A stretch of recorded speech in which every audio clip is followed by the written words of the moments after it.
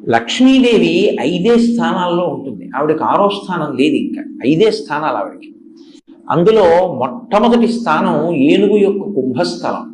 మీరు లేవగానే ఒకసారి వినాయకుడి యొక్క ముఖాన్ని చూశారనుకోండి, ఇలా ఆయన ముఖాన్ని చూసినంత మాత్రం చేత మీకు లక్ష్మీ కటాక్షం కలుగుతుంది. ప్రతిరోజు వినాయకుడి ముఖం చూస్తే చాలు.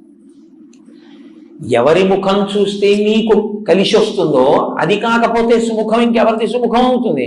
ఇవాళ లేచి ఎవరి మొహం చూశాను అంటారు. కాబట్టి అలా చూడగలిగిన ముఖమేదో అది సుముఖం. కాబట్టి సుముఖ కాదు కాదు, ఇంకో అర్థం.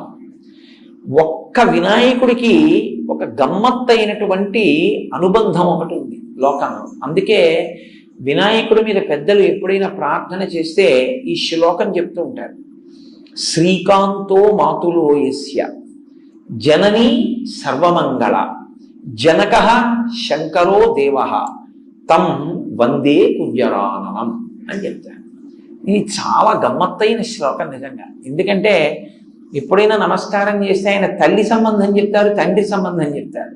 ఒక్క వినాయకుడికి మాత్రం మేనమామ గారితో మొదలెడతారు. శ్రీకాంతో మాతులో యస్య, మాతులు అంటే మేనమామ, నీ మేనమామ శ్రీకాంతుడు.